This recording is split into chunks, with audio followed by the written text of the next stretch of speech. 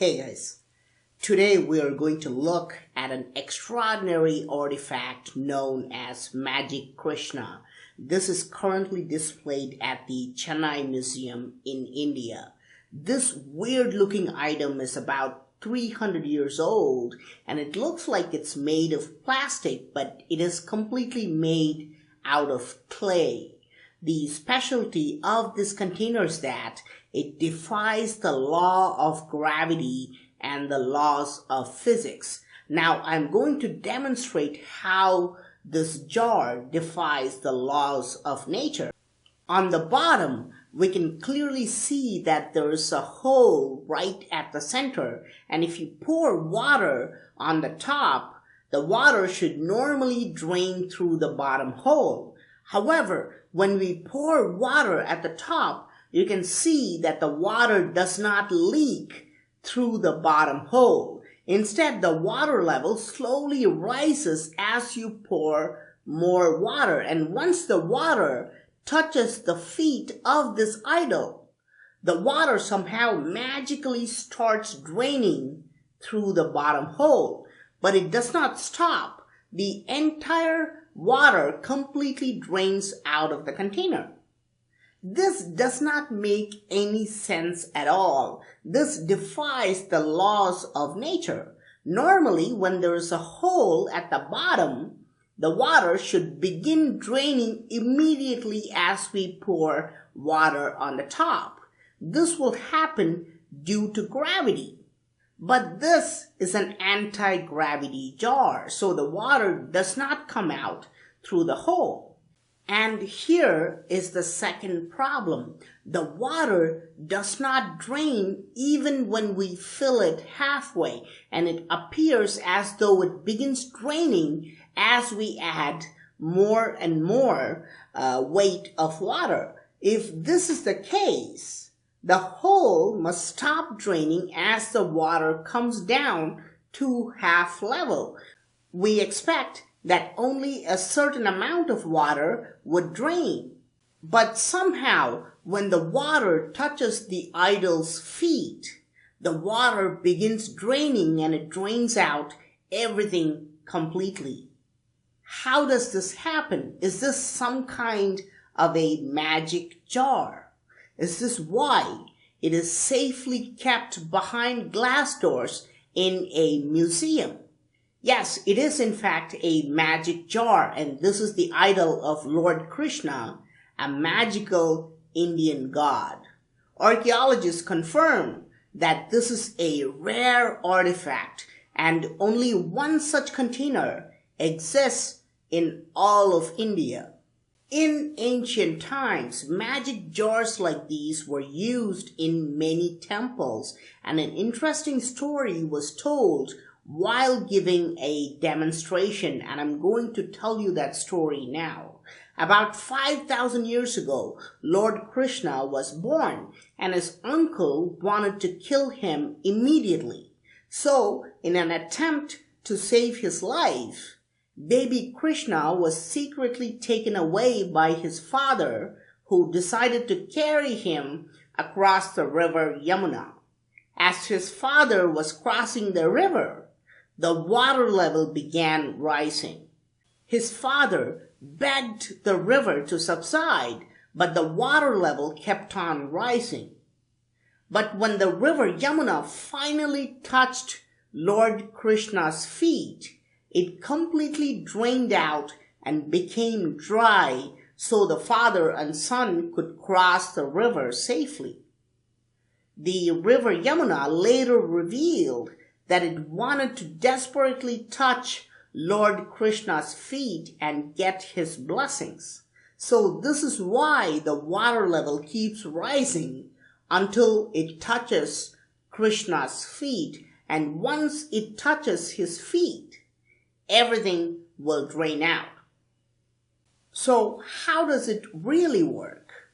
I decided to recreate this magic jar, and here you can see that I've built a rectangular tank, and at the bottom I've made a hole. On the top I've built a similar cylindrical structure, and I've glued an idol of Lord Krishna hoping that the water will behave in a similar fashion. And as I keep pouring water, the water does not drain through the bottom hole because water naturally wants to touch Krishna's feet. But watch carefully when the water touches Lord Krishna's feet. All the water begins magically draining out, leaving the container completely empty.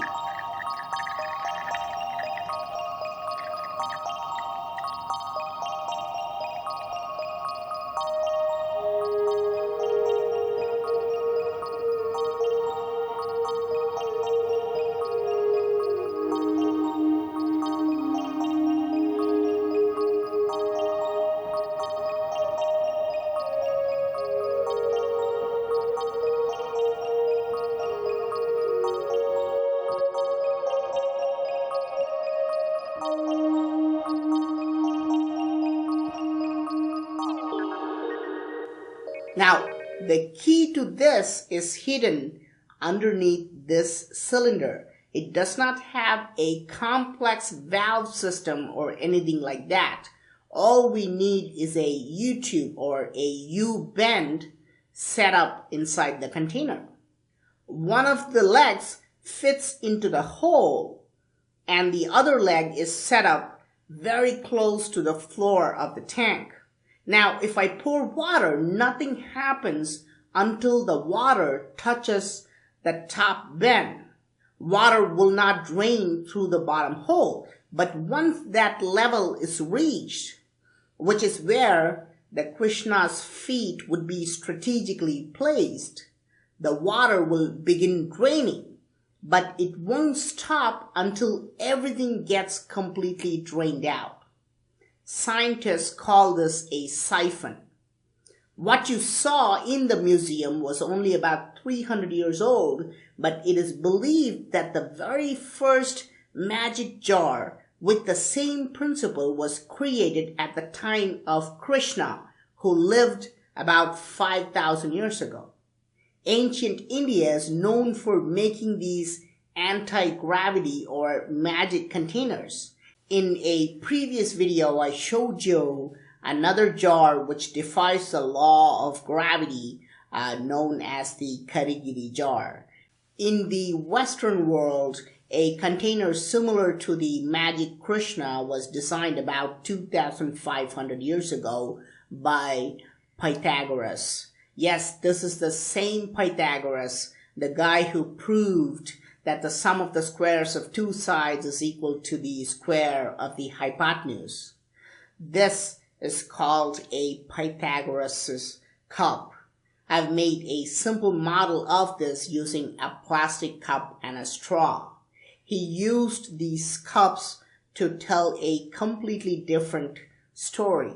Pythagoras would give these empty cups to his friends and they could all pour wine and drink from these cups. However, if somebody got too greedy and decided to completely fill the cup, the entire cup would become empty. So the moral of the Pythagoras cup was not to be greedy and always try to keep a fair share and not get too much. If you try to get everything, you will end up getting nothing. And you can also simply rename this cup as Magic Krishna as well. If we conceal the straw and place an idol of Krishna, it will not drain the liquid until it reaches a certain height. And once it reaches a certain height, which would be the same spot where Krishna's feet would be set up, all the liquid will drain out completely.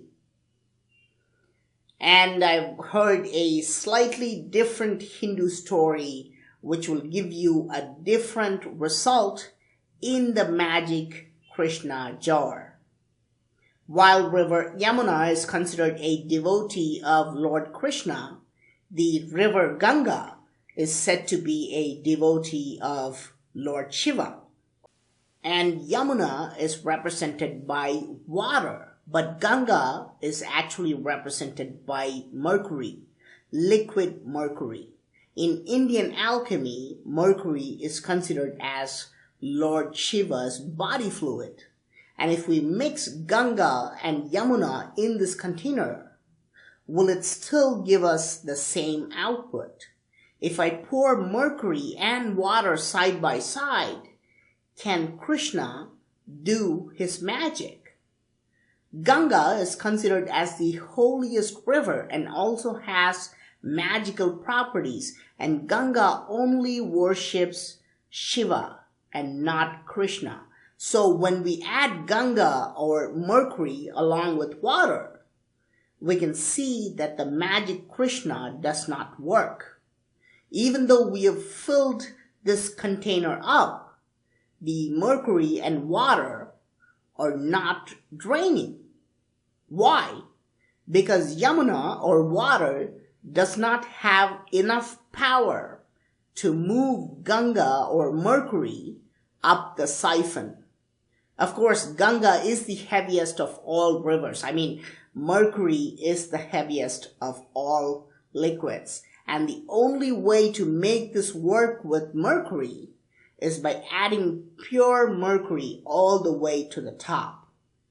And of course, you can see how ancient Hindus were talking about science purely using symbolic names. It is very fascinating to see that ancient Indians understood the laws of physics, gravity, and Siphon, and they always had a strange way of mixing religion and science. Remember, I showed you the inverted shadow of a tower in a temple at Hampi, which is also based on laws of physics.